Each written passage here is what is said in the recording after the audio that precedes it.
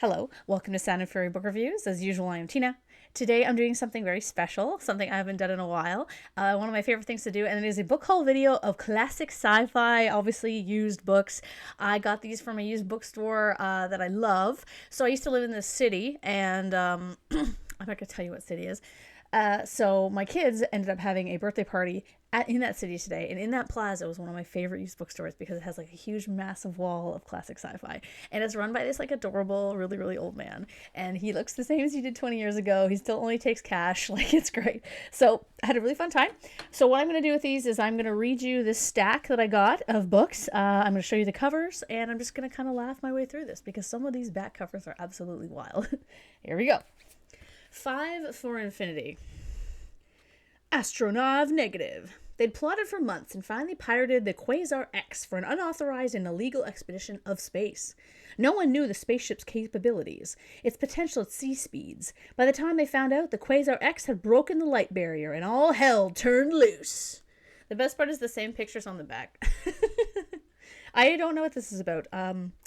Yeah, I really like it. I also picked it because it looks like there's like 3 women and 2 dudes, and I'm like, what? You never see that. So that one's high on my list. Now we've got The Fallible Fiend by Sprague de Camp. I got this one because there is a lizard man riding a horse. It's amazing. The Demon's Dilemma. Oh, he's a demon. The demon Zedim was happy with his philosophy on the 12th plane until he was conjured to Prime Plane to serve the human wizard Maldevius. There, to a logical fiend, man seemed wholly irrational. He was ordered to eat the first being to enter a sanctum, then beaten for devouring the wizard's apprentice, who sneaked through the doorway. Prime planners stole, lied, and fought each other in needless wars. Naturally, a totally logical demon couldn't understand them, and inevitably, Zedem made mistakes. But when war came to a city of Ur, only Zedem could escape to seek rescue from wild soldiers and uncertain sorcerers. The role of savior should have gone to a hero out of legends, but there was only one Zedem, and he was fallible. Yeah, that sounds awesome. One of my favorite book covers of all time is, where is it? Just gonna magically appear here in a second. Ooh, I'm back. Yeah, I love this book. I don't love the book, actually. I love the cover. The cover is amazing. But the book itself is kind of sexist. I didn't like it. So, but I did read another Sprague de Camp, Rogue Queen, that I actually really liked. So I was like, okay, I'll do it. Next, I have Down to Earth by Louis Charbonneau.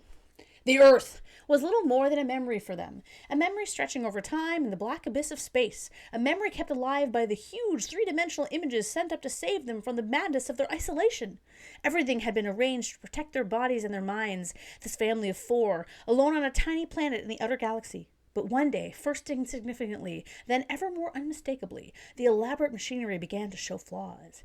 And what had to at first seem an inexplicable accident inexorably began to reveal itself in all its grotesque, horrifying truth. A chilling, fantastically realistic novel of the other worlds of the future. This cover is so cool. I just love these covers. I'm worried when it says family of 4. I hope there's no kids. I'll be sad if it's children. But yeah, anyway. Now this one. So my dad was at the birthday party too, and I was like, Dad, look at this book. And he was like, I want to live there. And I'm like, thanks, Dad. Here's why. Why does this flower have titties? I don't know. Let's see. Ta by John Robert Russell. Strange forces rule the planet Ta, where power has fallen to a bizarre plant with human emotions, a mutation whose milk, can be turned into food, steel, and all things vital to the life of the planet. I like how they're like milk and steel. Those are the 2 vital things we need. Soon, rival forces lock in otherworldly violence. There is Kenji, the powerful warrior whose mind is inhabited by an earthling. And Tanny, the mind traveler who thirsts for sexual exploitation. Ew. And there is Zabo, an organization run by women that will destroy any who oppose its omnipotence. I'm down with that one. Waging the ultimate experiment in terror, all converge to subdue the plant, to control its powers and conquer the planet Ta. I wonder if this one is problematic in some way. I don't know. I will see if I read it. I should read it like in public sometime, just so people can see me reading this book with weird plant boobs on it. How would that even work? Anyway, The Serpent by Jane Gaskell. Look at that cover. Romantasy. Before romantasy was a thing. Oh, there's a sticker on it.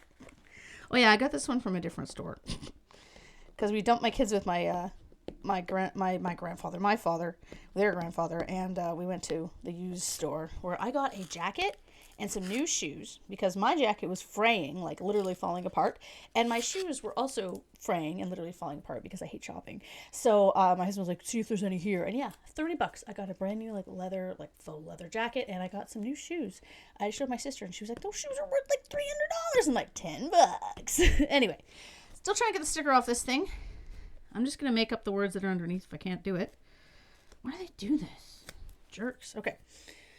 In the time-lost world of prehistory, something was born to the dictatress. Was she a goddess? Sija, sorry, it's covered by the sticker. Sija herself believes she was. For 17 years, her mother had kept her imprisoned in a tower. She released her with one object in view, as a tool to seduce Zerd, the half-man, half-serpent, lord of an invading army. Oh, my, my type. Let's see here. Sija goes off with Zerd to attempt the conquest of fabled Atlantis and enters upon a series of startling adventures that forces her into many roles: princess and camp follower, scullion and empress, slave, cook, and hero and warrior. This book sounds awesome. It's not really a sci-fi. Also, I don't think it's very classic. I think this is probably from like the 90s. Oh, it's from 63. Oh, wow. Okay. Cool. This one has the worst cover. Infinity Web by Sheila Finch. Each life is the result of an infinity of choices that separate who we are from who we might have been. This is the tale of as many possible lives of Anastasia Valerie Stein, which come to touch one another through a twist in the fabric of space-time. Anne, unhappy wife and mother in a world much like our own. Val, independent teacher in a timeline of scarcity. Stacy, a free spirit with two lovers. And Tasha, strangest of all, a professional sorceress in a world where the Third Reich rules England. Together they join to confront a force that manipulates all their worlds and discover a truth that transcends their individual lives. This sounds cool. I do like multiverse stories. I just read one that I'm going to be reviewing, or I did review, depending when I post this video. So I'm like, oh, cool. This one sounds like it's from like the 90s, though, again, too. Let's check. 85. Oh, good year. I had to buy this one for the title. Memoirs of a Space Woman. I love it. By Naomi Mitchison. This book has a lot of women, or this pile has a lot of women in it. Okay. Never make a date with a Martian. The end result might surprise you. The strangest of all possible worlds. Worlds where gigantic centipedes and grotesque parasites abound. Worlds where Martians transmit their messages by touch. Worlds where the first space woman breaks down the barriers and produces the first truly interplanetary child. A masterpiece of science. Okay. I like how they're like, oh yeah, she breaks down barriers by having a baby, because that's what women have to do. The Infinity Plague by Robert Vardaman. I've read a couple of Robert Vardamans. I picked this one because there's a lady with armor and there's also a dog with armor. I'm down for that. The fate of the Earth lies in alien hands. Are they sexy aliens? I don't know. At the end of the 21st century, the techniques of genocide have become a science. Oh, okay. The only safeguard to Earth's uneasy peace is a vast stockpile of genetically engineered biological weaponry. Weaponry so devastating and uncontrollable that the only alternative to peace is swift and mutual annihilation. This sounds like today. Such a course seems unthinkable to Dr. Jerome Walden, head of the North American Alliance Biowarfare Engineering Team. But when the research planet Delta Cygnus 4 becomes the site of first contact with the Frin, an alien race seemingly bent on the destruction of all humankind, Walden must face the consequences as the most devastating weapon of all is unleashed. The Biowarriors. Yeah, so I don't have the second one, but they did have the third one here. I'm not going to read what it's about because it'll spoil probably the first book. I do love the cover. I've actually seen this cover posted on Instagram. I follow some like classic sci-fi people that post stuff like that, and I've seen this cover before. And one of them was like, caption this. It's like there was a spider. A Billion Days of Earth. Oh, Doris Picer Chia. Okay. I have The Fluger by her. Yes. Yes, I love when they have ads inside. What if? What not? What if God is a computer? What if you found yourself on a trip to Earth in the year 2276? What if you were caught in a loop through perilous dimensions? What if our first contact with aliens is being so totally different as to elude understanding? What if your own brilliant invention was driving you mad? What if? Oh, it opens up. Oh, it's an order form for more books. Okay. Anyway, I love when books have this. So this one, A Billion Days of Earth. There's a lizard wolf man, I guess, with a kind of weird arm. I'm interested. Okay, Sheen, the egg eater. The Earth teemed with life of all kinds, and many besides man had intelligence and the gift of speech. Like women. The chaos it doesn't say that. But chaos ruled, and violence, and despair. Then, in the valley of the dead, Sheen first entered the world, and all of life would bend to the might of the Supreme One before the final push to the stars. What? What does that mean? Oh, I didn't even notice in the corner there. That guy's just getting destroyed by a bug. Can't really zoom in with this camera, but anyway, also it's not the clearest picture. Yeah, I got this book for $2.50. It's totally worth it, even though I have no idea what it's about. Anyway, okay, got a couple more. Sliding. So the next one is Spider Play by Lee Kalau. I read her first one in this series called The Doppelganger Gambit. It's up there somewhere. I'm too lazy to get it. Last year, I think. So I'll post the video after this that you can check it out if you want. I really loved it. I thought it was fantastic. It was really fun. It was about these two. They're paired up. They're two cops. In this one, they're going to space. Space Corps. It started out as a routine vehicle theft, but when the stolen hearse and the body within it later turned up horribly mutilated, Detective Jana Brill and her male partner, Mama Maxwell, felt they were on to something much bigger and much deadlier, and Mama's instincts were never wrong. The evidence kept circling around the Spider, the construction-making miracle on the Lanor space platform.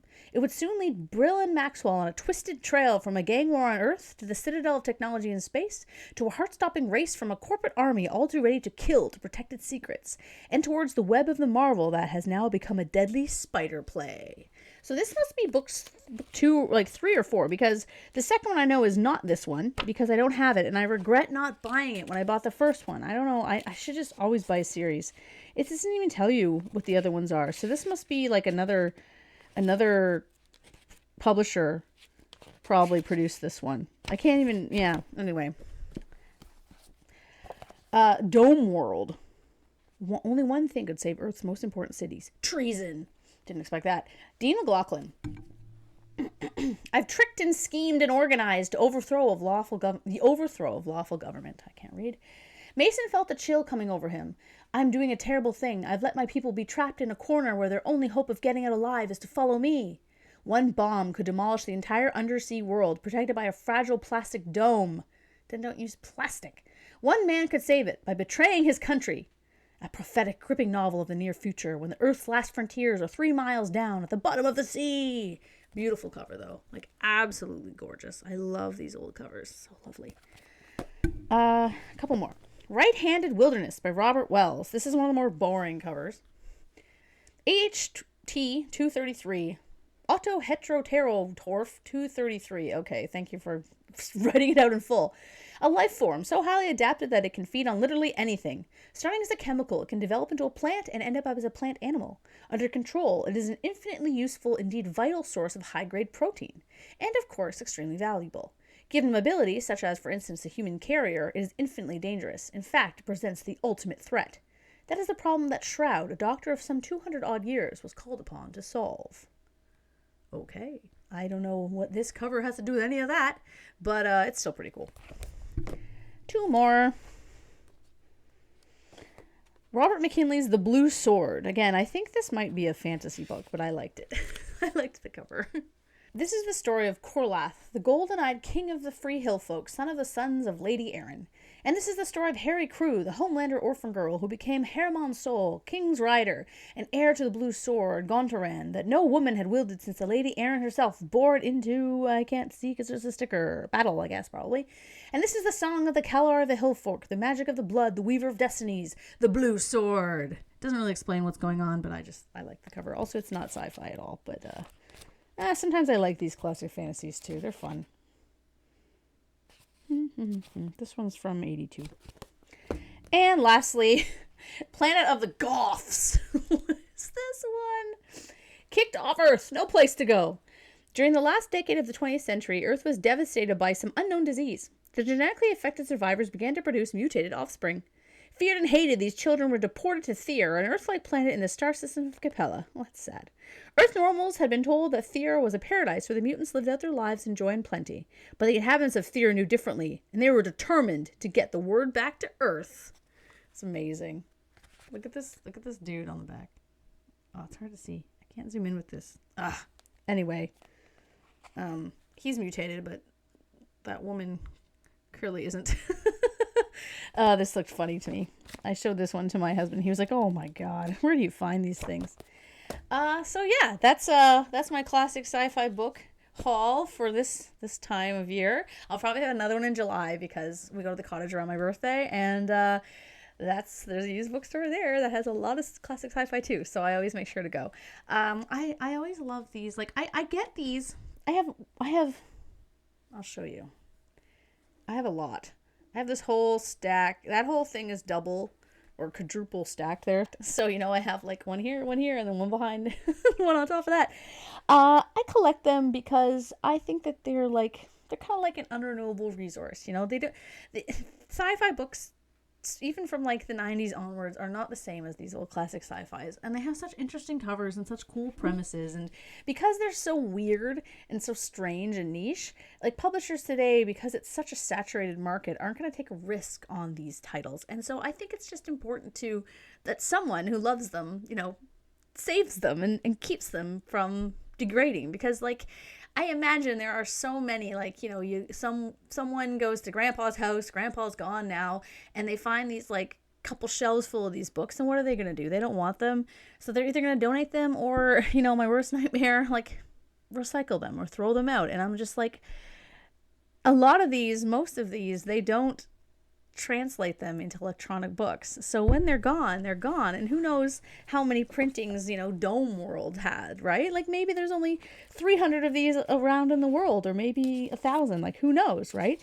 And most of them are probably gone by now because the covers fall off because they're cheaply made. So, I don't know. Like I'm not a consumerist. I'm very anti-consumerist, but I really think that buying things used that you love doesn't count as that. You can feel free to argue against that for me, but I just, and I do read these books.